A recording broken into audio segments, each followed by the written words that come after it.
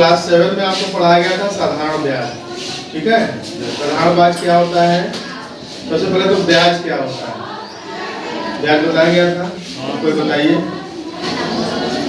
जब हम बैंक में कोई राशि जमा करते हैं या उधार लेते हैं, ठीक, तो उस राशि पर हमको अतिरिक्त धन देना या फिर लेना पड़ता है, वही अतिरिक्त राशि ब्याज होती है, ठीक है।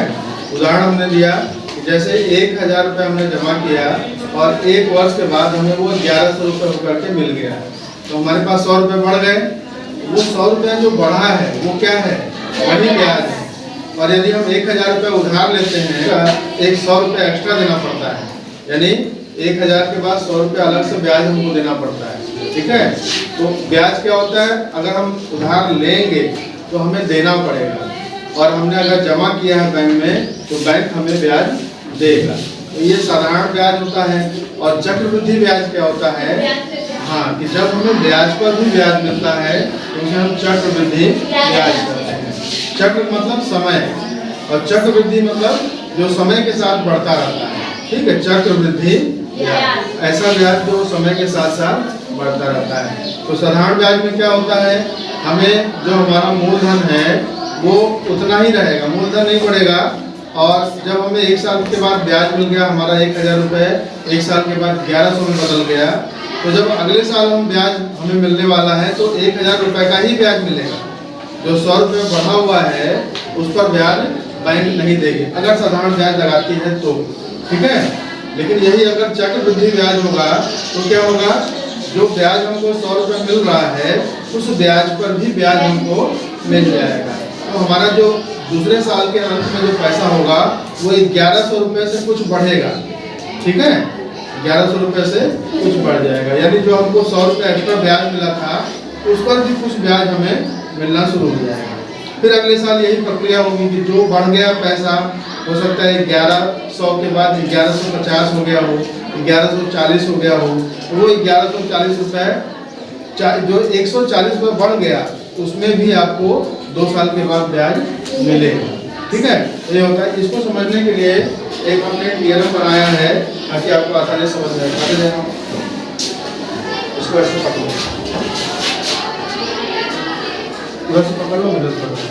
देखिए यहाँ जो आपको दिख रहा है, आपको दिख रहा है, इधर साधारण ब्याज की गणना लिखा हुआ है और इधर चक्रवृद्धि ब्याज। इसे कैसे समझेंगे? आप यहाँ देख रहे हैं लिखा है अप्रैल 2020, फिर यहाँ अप्रैल 2021, अप्रैल 2022, अप्रैल 2023, यानी जो हमारा ब्याज मिलता है वो मार्च के अंत में मिल जाता है, अप्रैल से नया शुरू हो जाता है। तो अप्रैल 2020 में हमने जैसे ये 4 खाने आपको दिख रहे हैं, अब 4 को आप 40,000 मान सकते हैं, 4 लाख मान सकते हैं, जो धन आप जमा कर रहे हैं, या 4000 भी मान सकते हैं। तो ये आपका मूलधन था जो आपने अप्रैल 2020 में जमा किया। अब अप्रैल 2021 में क्या हो गया? ये आपका मूलधन है हरी पट्टी से, और जो पीली पट्टी दिख रही है वो क्या है? ब्याज है। फिर अप्रैल 2021 में आ गए, वही हरी पट्टी यहाँ है, यानी मूलधन आपका यही है, मूलधन नहीं बढ़ा, लेकिन ब्याज जो है जो यहाँ पर था वही ब्याज यहाँ पर भी है, यानी 2 खाने यहाँ भी दिखाए गए थे और 2 खाने यहाँ भी हैं। मतलब हमारा ब्याज जो पहले साल के अंत में था वही ब्याज दूसरे साल के अंत में भी है, ब्याज में वृद्धि नहीं हो रही। फिर जब अप्रैल 2023 आ गया, यानी तीसरे साल के अंत में भी मूलधन वही रहा और ब्याज वही रहा। लेकिन अगर हम ब्याज जोड़ते हैं तो अगर इसको हम 2000 से माने तो 2000, 2000 और 2000, 6,000 आपको ब्याज मिला। अब उसी धन पे हम चक्रवृद्धि ब्याज देखें तो जैसे हमने 4000 रुपये जमा कर दिया अप्रैल 2020 में, तो अप्रैल 2021 में हमारा मूलधन क्या रहा? वही रहा, लेकिन ब्याज पहले साल के अंत में, पहले साल आपका चक्रवृद्धि ब्याज नहीं लगता है, पहले साल तो साधारण ब्याज ही लगता है। क्योंकि अगर किसी भी धन पे आप 1 साल के अंत में साधारण ब्याज और चक्रवृद्धि ब्याज निकालेंगे, अगर दर बराबर है तो दोनों का मान बराबर आएगा। एक प्रश्न भी हम लोग किए थे जिसमें 1 साल पर समान दर के लिए साधारण ब्याज और चक्रवृद्धि ब्याज बराबर आता है। तो ये देखिए जैसा यहाँ था पहले साल के अंत में अप्रैल 2021 में, वही अप्रैल 2021 में यहाँ पर भी उतना ही ब्याज है। अब हम अप्रैल 2022 में आ गए तो हमारा मूलधन देखो बढ़ गया, 1 2 3 4 5 6 खाने हो गए, यानी कि ये जो ब्याज था ये 4 और ये 2 मिलके 6 जो हो गया, वो क्या हो गया, अब मूलधन हो गया। ठीक, यानी अब ये जो 4000 और 2000 6000 रुपया हो गया, इस 6000 पे आपको ब्याज मिलना है। तो 6000 ब्याज मिला, देखो पीली पट्टी बढ़ गई ना, उसमें हर जगह 2 बार थी, यहाँ पे क्या है 3 बार है, यानी कि ब्याज क्या हो गया, अब ये 3000 रुपये ब्याज हो गया। ये हमने कल्पना की है कि इतना हो सकता है, दिखाने के लिए कि कुछ न कुछ बढ़ रहा है। यानी देखो यहाँ आपका मूलधन वही था, यहाँ देखो हर जगह मूलधन वही है, लेकिन यहाँ पर पहले साल में तो मूलधन वही रहा, लेकिन दूसरे साल में ये मूलधन और ये ब्याज जोड़ करके ये पूरा मूलधन, देखो मूलधन यहाँ लिखा है ना। तो अप्रैल 2021 में आपका, अप्रैल 2022 में मूलधन जो हो गया आपका 4 और 2 6000 मूलधन हो गया। अब जो ब्याज मिलना था वो 6000 रुपये पर मिलना था, तो कितना ब्याज मिल गया, 3000 रुपये आपको ब्याज मिल गया। अब जब अप्रैल 2023 में पहुंचेंगे तो ये 4 2 6 और ये 3 6 3 9000।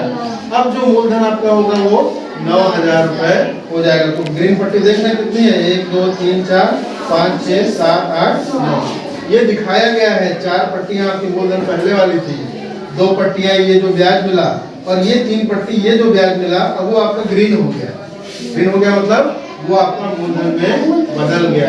यानी यहाँ तक आपका पैसा कितना हो गया था अप्रैल 2022 में, तो 6 6 3 9000 रुपये, 11 नहीं, ये 4 2 6 और 3 9000 रुपये आपका मूलधन हो गया था।